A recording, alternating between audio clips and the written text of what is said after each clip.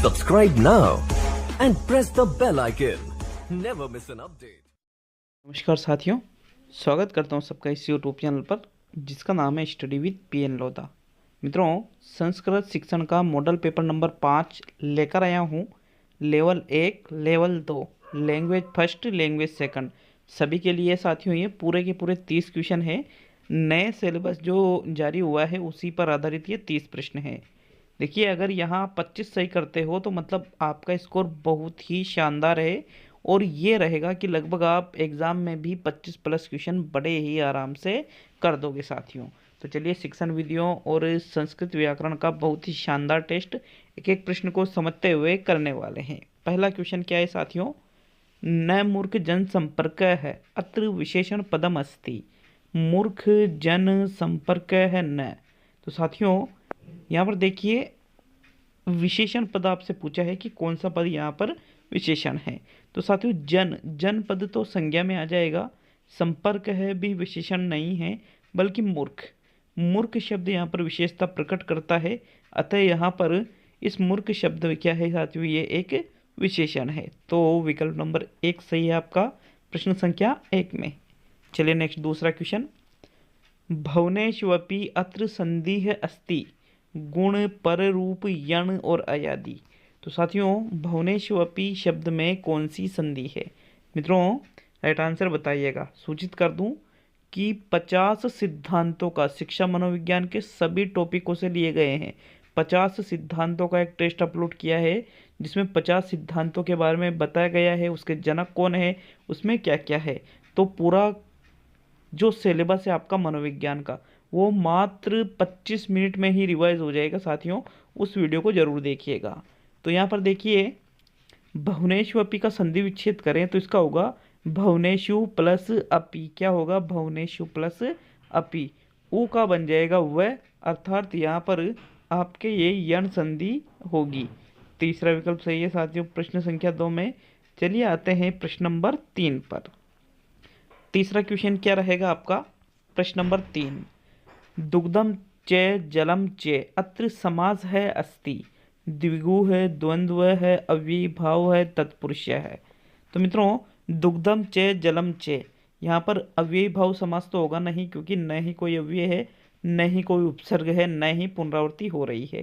द्विगु भी नहीं होगा क्योंकि संख्यावाची पद नहीं है, क्योंकि यहाँ पर द्वंद्व समास होगा। दुग्धम च जलम च, दूध और जल के समास वगैरह किया गया है। तो दूसरा विकल्प आपका सही रहेगा प्रश्न संख्या 3 में। चलिए नेक्स्ट आते हैं प्रश्न नंबर 4 पर। विलासमेव पदे अव्यय अस्ति। विलासमेव पद में अव्यय है। मेव विलास समेव एव। तो साथियों देखिए, मेव ऐसा कोई अव्यय नहीं होता है, ना ही विलास कोई अव्यय है, ना ही समेव कोई अव्यय है, बल्कि मूल रूप से अव्यय की बात करें तो एव शब्द जो चौथा विकल्प में है वो आपके एक अव्यय शब्द है साथियों। चौथा विकल्प सही रहेगा प्रश्न नंबर 4 में। चलिए आते हैं प्रश्न नंबर 5 पर। पांचवा क्वेश्चन। धृष्टता इत्यत्र कः प्रत्यय है? कत है, तव्यत, तल, ता। तो साथियों, दृष्टता इस शब्द में कौन सा प्रत्यय है? तो देखिएगा, दृष्टता में ता प्रत्यय तो होगा नहीं भाई, हिंदी में तो कर नहीं रहे हो आप। ये क्वेश्चन किस में कर रहे हो? संस्कृत में। तो ता तो नहीं होगा। कत भी तय में हो सकता था लेकिन ता में नहीं रहेगा। तव्यत भी नहीं रहेगा साथियों, बल्कि इसमें तल प्रत्यय रहेगा। कौन सा प्रत्यय रहेगा? तल प्रत्यय। तीसरा विकल्प आपका यहाँ पर सही है साथियों प्रश्न नंबर 5 में। चलिए आते हैं प्रश्न नंबर 6 पर। कितिन प्रत्यांत पदम अस्ति। कितिन प्रत्यांत पद है? नय है, प्रीति है, क्षमा है, पठित है। तो साथियों, हम यहाँ कह सकते हैं कि पठित है में कत प्रत्यय आपके होगा, नय है में भी कितिन नहीं, क्षमा में भी कितिन नहीं, क्योंकि कितिन में ती शेष रहता है। तो यहाँ पर ती शेष किसमें है? प्रीति है में। दूसरा विकल्प आपका सही है साथियों प्रश्न नंबर 6 में। चलिए आगे बढ़ते हैं प्रश्न नंबर 7 पर। देखिए, संस्कृत ग्रामर मैं आपको बता दूं साथियों, मैंने कभी भी संस्कृत की कोचिंग नहीं की कहीं पर भी आज तक लाइफ में। रीट में जब तैयारी की थी तब भी मैंने संस्कृत की कोचिंग नहीं की थी, मैंने खुद ही संस्कृत तैयार की थी और मेरे 27 क्वेश्चन सही हुए थे 30 में से, बिना किसी कोचिंग के खुद ही तैयार की थी साथियों। तो ये एक ऐसा सब्जेक्ट में जिसमें आप 30 में से 30 क्वेश्चन भी सही कर सकते हो। तो साथियों आप रेगुलर बने रहिए। देखिए आपको कई बार लगता होगा कि सर ऐसे थोड़ी होता है, लेकिन बिल्कुल मैं ऐसे ही तैयार की और ऐसे ही 27 क्वेश्चन लेकर आया था साथियों। देखिए सततम शब्दे धातुर अस्ति, सततम शब्द में धातु है तम तद तन तप। तो देखिए तम तो धातु होगी ना, एक बाद में लग रहा है, तो फिर ये थोड़ी धातु रहेगी साथियों। तप तो इसमें कहीं से कहीं तक नहीं है, बिल्कुल इसमें तन धातु है साथियों। कौन सी धातु है ये? मूल रूप से इसमें तन धातु से सततम शब्द बना है। तीसरा विकल्प सही रहेगा प्रश्न नंबर 7 में। चलिए आते हैं 8वें क्वेश्चन पर। भय योगे कारकः भवति संप्रदान अधिकरण अपादान करण। तो साथियों भय के योग में कौन सा कारक होता है? भय के योग में, क्रोध के योग में, इनके योग में साथियों अपादान कारक होता है, अपादान से अलग होना। तीसरा विकल्प सही से साथियों प्रश्न नंबर 8 में। चलिए आते हैं प्रश्न नंबर 9 पर। अपादान कौन सा कारक है? 5वां। भाई कर्ता ने कर्म को करण से संप्रदान के लिए अपादान से अलग। तो भय के योग में, क्रोध के योग में अपादान कारक होती है साथियों। तीसरा विकल्प सही रहेगा 8वें क्वेश्चन में। चलिए आते हैं प्रश्न नंबर 9 पर। सत्यम न अस्ति, सत्यम नहीं है, सत्य नहीं है। महाभाष्य पतंजलि, अष्टाध्यायी पाणिनि, सिद्धांत कौमुदी भट्टोजी दीक्षित, लिंगानुशासनम कात्यायन। तो देखिए मित्रों महाभाष्य बिल्कुल पतंजलि जी की ही रचना है, अष्टाध्यायी पाणिनि की ही रचना है, सिद्धांत कौमुदी भट्टोजी दीक्षित की ही रचना है, लेकिन लिंगानुशासनम ये कात्यायन की रचना नहीं है। तो ये क्या है? सत्य नहीं है, असत्य है। चौथा विकल्प सही रहेगा साथियों प्रश्न नंबर 9 में। चलिए आगे बढ़ते हैं प्रश्न नंबर 10 पर। मैंने कहा है वो साइकोलॉजी वाला टेस्ट जरूर अटेंड कर लीजिएगा, क्योंकि पूरा ही सिलेबस 25 मिनट में रिवाइज हो जाएगा आपका। बहुत अच्छी जानकारी, 50 सिद्धांत दिए हैं एक छोटे से वीडियो में मित्रों। सुक्ति पूरी यत है, सुक्ति की पूर्ति करना है, वेरी इंपॉर्टेंट क्वेश्चन है साथियों ये, क्योंकि आप इस क्वेश्चन को गलत कर सकते हो। आगे रिक्त स्थान है च परम बलम क्षमा तपो विद्या धनम। तो धनम च परम बलम तो हम कह नहीं सकते सुक्ति में, तप भी नहीं, क्षमा या विद्या। साथियों ये जो पूरी शुद्ध सुक्ति है, मतलब इसका जो शुद्ध रूप है वो रहेगा। तो साथियों इस सुक्ति का शुद्ध रूप आता है क्षमा च परम बलम, क्षमा महान बल है, दूसरों को क्षमा प्रदान करना। प्रथम विकल्प सही हो सकता है आपने तीसरा लगा दिया हो, लेकिन विद्या च परम बलम ऐसी सुक्ति नहीं है। सुक्ति क्या है साथियों? प्रसिद्ध क्षमा च परम बलम, प्रथम विकल्प सही है। हालांकि ऐसे क्वेश्चनों पर जब रीट लगती है तो दो विकल्प भी माना जा सकते हैं, दो विकल्प भी सही माने जा सकते हैं। चलिए नेक्स्ट प्रश्न नंबर 11। ग्रहिष्यति रूपम अस्ति लिरिट लकारस्य लट लकारस्य लोट लकारस्य विधिलिंग लकारस्य। तो साथियों जहां आदस्य आपको दिखता है वहां पर आपके हमेशा लिरिट लकार ही रहेगा। कौन सा रहेगा? लिरिट लकार। जैसे ये आदस्य दिख रहा है ना, तो फिर मैं क्या करता था, जहां आदस्य मुझे दिखाई देता था वहां पर लिरिट लकार ही के अनुसार ही कार्य करता था। तो विकल्प नंबर 1 सही रहेगा प्रश्न नंबर 11 में। चलिए आते हैं प्रश्न नंबर 12 पर। रामेण पदे कारकः अस्ति, संप्रदान है, कर्म करण अपादान है। तो साथियों रामेण, तो मित्रों प्रश्न नंबर 12 क्या है? बाणेन पदे कारकः अस्ति, संप्रदान कर्म करण अपादान। तो मित्रों देखिए एक वाक्य आता है, राम है बाणेन बाली हतवार, मतलब राम ने बाली को बाण से मारा। बाण से मतलब करण, तो करण तत्पुरुष यहाँ पर है रहेगा साथियों। करण तत्पुरुष क्या, सॉरी तत्पुरुष तो समास हो गया, यहाँ पर करण कारक आपके रहेगा बाण से अथवा के द्वारा। तीसरा विकल्प आपका सही रहेगा प्रश्न संख्या 12 में। चलिए आते हैं प्रश्न नंबर 13 पर। मित्रों 13वां क्वेश्चन है, ते सरोवरम पश्यन्ति कर्मवाच्य भविष्यति। इसका कर्मवाच्य आपको बदलना है, बनाना है। ते सरोवरम दृश्यन्ते, ते है सरोवरम दृश्यन्ते, ते है सरोवर दृश्यन्ते और ते सरोवर दृश्यन्ते। तो साथियों देखिएगा जब मैंने तैयारी की थी तो मैं इन चीज़ों को बिल्कुल भी नहीं जानता था। अगर आप भी उन्हीं में हो, अगर आपको आती है ये चीज़ें, वाच्य परिवर्तन करना आता है, तो बहुत ईजी तरीके से आप इस क्वेश्चन का आंसर दे सकते हो। लेकिन अगर नहीं आता है तो फिर क्या करना है, ऐसे स्थान पे आपको शब्दों को मिलाना है।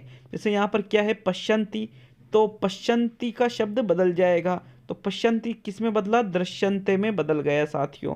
अब यहाँ पर ते है ते, ते है ते, सरोवरम सरोवर है, सरोवरम सरोवर है। यहाँ पर आपको ऐसी स्थिति में कौन सा आंसर सही करोगे? अब ते का तो ते वैसा का वैसा तो रहेगा नहीं, तो इस ऑप्शन को भी, क्योंकि वाच्य परिवर्तन करेगा तो कुछ तो परिवर्तन होगा, तो फिर इसको आप बाहर निकाल दीजिए, इसको भी बाहर निकाल दीजिए। दो चीजें हैं, ते है। तो साथियों सरोवर है दृश्यंते, अब यहाँ पर सरोवरम है तो वैसा का वैसा यहाँ पर भी नहीं रहेगा, तो हम इसको भी बाहर निकाल देते हैं और यहाँ तीसरे विकल्प को सही कर सकते हैं बिना किसी नॉलेज के।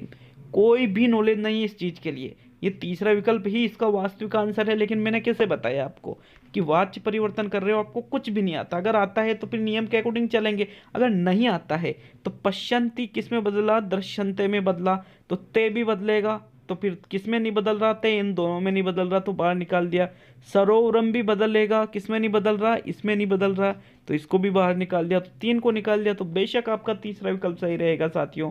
इस प्रकार से भी आप प्रश्नों को हल कर सकते हो यदि आपको नॉलेज नहीं है तो, क्योंकि दिमाग लगाना पड़ेगा कि क्वेश्चन को कैसे सही करें। वहां कोई नहीं पूछ रहे हैं कि कैसे सही किया, मेन चीज है आपका गोला सही भराना चाहिए साथियों। चलिए नेक्स्ट प्रश्न नंबर 14। वर्षा ऋतो मेघाः गर्जति शुद्धमस्ति, इसका शुद्ध रूप होगा वर्षा ऋतो मेघाः गर्जन्ति, वर्षा ऋतो मेघाः गर्जन्ति, वर्षा ऋतो मेघाः गर्जति और वर्षा ऋते मेघा गर्जति। तो साथियों शुद्ध रूप आपको बताना है। तो देखिए सभी जगह वर्षा शब्द तो शुद्ध लिखा हुआ है। अब यहाँ पर आपको ऐसी स्थिति में अगर आता है तो आप शुद्ध बना सकते हो, लेकिन अगर नहीं आता है तो फिर आप एक कमाल की टेक्निक बताता हूँ मैं आपको। अब यहाँ पे एक शब्द है ऋतो, तो ये वैसा का वैसा तो रहेगा नहीं, क्योंकि जहाँ पर तीन शब्द एक जैसे मिल जाएंगे तो ज़्यादा चांस है कि वो उनमें से एक राइट रहेगा। तो ऋतो ऋतो ऋतो ऋते आ रहा है यहाँ पर। तो साथियों देखिएगा यहाँ ऋतो ऋतो दो शब्द, मतलब इन दोनों में से एक सही है आपका। अब यहाँ पे मेगा है गर्जती, तो कौन सा रहेगा साथियों? देखिए गर्जती का गर्जती बनेगा ही नहीं, तो हम इन दोनों ऑप्शनों को भी हटा सकते हो। इसको क्यों हटाया? क्योंकि इसमें दो मात्रा नहीं थी, तो इस प्रकार आप यहाँ दूसरे विकल्प को सही कर सकते हो और दूसरा ही विकल्प बेशक इसमें बिल्कुल सही आंसर है व्याकरणिक दृष्टि से भी। अगर वो मैं आपको बता रहा हूँ एक बात, अगर नहीं आता है तब करनी है ये चीज़ें, अगर आता है तो कोई बात नहीं, आता है तो बिल्कुल आप उसी तरीके से कीजिए जिस तरीके से आपको याद है, क्योंकि क्वेश्चन गलत होने का चांस नहीं है। और ये जो चीज़ मैं बता रहा हूँ इसमें तो क्या मतलब अपना एक चांस बढ़ जाता है कि 75% आपका क्वेश्चन सही निकलेगा, 75%। जैसे मैंने कैसे बताया, ऋतो ऋतो ऋते ऋतो, तो दो एक जैसे मिले शब्द आपको जहाँ पर पहले शब्द से मिलान करो, कोई चेंजेज नहीं, बाहर नहीं निकाला। ऋतो बड़ा ऋतो ऋते, तो दो शब्द मिले, मतलब इन दोनों में से एक का आंसर है। अब इन दोनों को बाहर निकाल दिया अपन ने, मेगा है मेगा है मेगा मेगा है। तो साथियों यहाँ पर देखिए गर्जती का गर्जती नहीं रहेगा, गर्जंती आ जाएगा, तो फिर गर्जती को भी बाहर निकाल दिया। तो ऐसे दूसरा विकल्प मैंने आपको सही करवाया, आप चाहो तो ऐसा भी कर सकते हो। चलिए नेक्स्ट प्रश्न नंबर 15। मंदा क्रांता है छंदसी प्रत्येक अस्मिन् चरणे कति वर्णा है निर्दिष्टा है पंचदश त्रयोदश सप्तदश अष्टादश। तो साथियों देखिएगा जो मंदाक्रांता छंद है इसके प्रत्येक चरण में कितने वर्ण हैं? सप्तदश, 17 वर्ण होते हैं साथियों। तीसरा विकल्प सही रहेगा प्रश्न नंबर 15 में। चलिए नेक्स्ट आता है प्रश्न नंबर आपके 16। शिक्षक है क्रुध्यति छात्रे छात्रम छात्राय छात्रान। तो साथियों क्रोध करने के अर्थ में चतुर्थी विभक्ति का प्रयोग होता है। किसका? चतुर्थी विभक्ति का। अब चतुर्थी विभक्ति का जहां पर प्रयोग होगा तो वहां पर आप छात्र का चतुर्थी विभक्ति क्या है? एक वचन है साथियों, तो छात्राई। ये यहाँ पर सॉरी हलंत नहीं लगाया, तो यहाँ पर आपका राइट आंसर रहेगा छात्राई।